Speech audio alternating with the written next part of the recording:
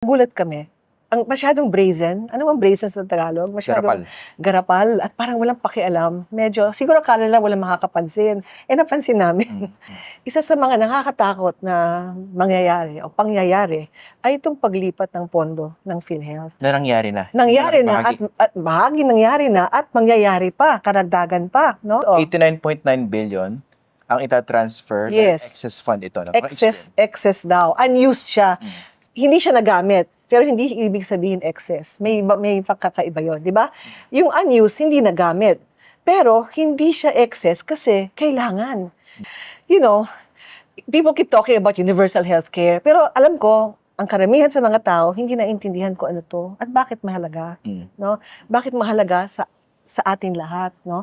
And yung universal healthcare, yung UHC Act, nung ginawa yon ay para ang kalusugan ay hindi na patronage. You know, yung patronage, yung kailangan, oy, ito, ako congressman, dahil sa akin, meron kang gamot, dahil sa akin, na x-ray ka. Hindi dapat ganon. Kasi, sinasabi ng lahat, again, minamouth, ito kasulat, ang kalusugan ay karapatan, hindi pribilehyo. It's not a privilege, it is a right. So, wala kang dapat utang na loob sa kahit sino mang politiko na meron kang ganon. Kaya may UHC. Pero pag politiko kasi mas gusto nila may utang na loob sa kanilang tao. Yun ang maling pag-iisip. Kaya nandun yung kultura ng referral letters, di ba? Yun. Sana, mabawasan na yun. If yung 89.9 billion pesos away from PhilHealth papunta rin sa National Treasury, ano epekto rin sa PhilHealth members? Kasi ang kine-claim ng DOF, hindi nyo kasi ginagamit, hindi kayo, dahil you're not from PhilHealth, hindi ginagamit ng PhilHealth, so idadali na lang namin sa mga social services din. Kami na bahala. Hindi, mali. Ano epekto nung ganitong move dun sa ordinaryong PhilHealth member? Masama ang epekto. Because first of all, parang pinagsasamantalahan yung pagkawalang alam ng mga miyembro.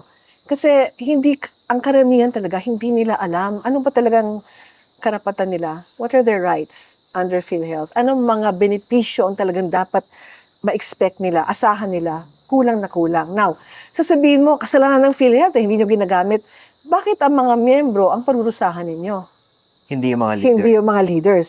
Kung hindi nagagamit ng tama, kasi talaga hindi naman nagagamit ng tama. Everyday, Christian, sa ospital, everyday maririnig mo, itong binastos ko, yung PhilHealth, ang konti, 10% lang ng gastos ko. Nagrereklamo sila. Okay. Now, kung hindi magawa ng PhilHealth ang dapat na lang gawin, huwag niyong parusahan ang taong bayan. Ang dapat gawin, i-pressure niya yung PhilHealth, gawin niya yung tama. Or, palitan yung mga tao. Diba? I mean, it's common sense, diba? But do not punish the people. Huwag niyo paparusahan yung tao. Napaka dangerous, peligroso, nitong kung pangabayaan na natin. Bakit? Every year kasi, kailangan may gagastusin ng PhilHealth para sa taong bayan. Yeah. Kulang na kulang pa.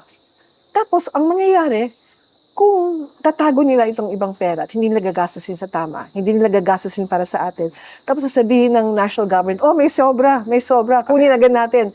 We will never, hindi natin makakamtan yung gusto nating mangyari, which is universal healthcare.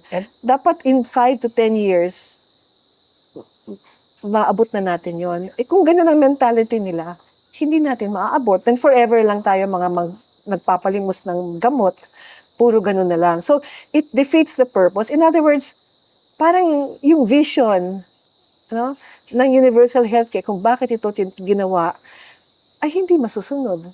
Alam mo ba, meron tayong konsulta package. Pero ang karamihan sa mga Pilipino, hindi alam na may konsulta package tayo. Ibig sabihin, kunyari ikaw, mag-enroll ka sa konsulta center, pwedeng health center, pwedeng ospital malapit sa'yo, na gusto mo, na malapit sa inyo. Pwedeng RHU, Rural Health Unit, no? Ibig sabihin, magpapalista, rehistro.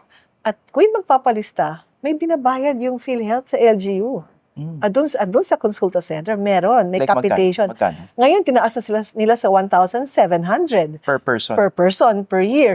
Gamitin mo man o hindi. Okay? Now, sa mga nakikinig, tingnan nyo yung website. consulta centers, registered consulta centers 2024. Tingnan nyo kung meron doon malapit sa inyo at magpa-rehistro kayo. Meron tayong benepisyo. Based on that, meron libreng check-up. At least once a year, libreng check-up. May sakit man kayo o wala. So walang dahilan na hindi ka makakita ng doktor sa buong buhay mo? Yes. Which was a problem before? Yes, that's why itong UHC mahalaga ito. Kahit wala kang sakit, gusto mo magpa-check-up.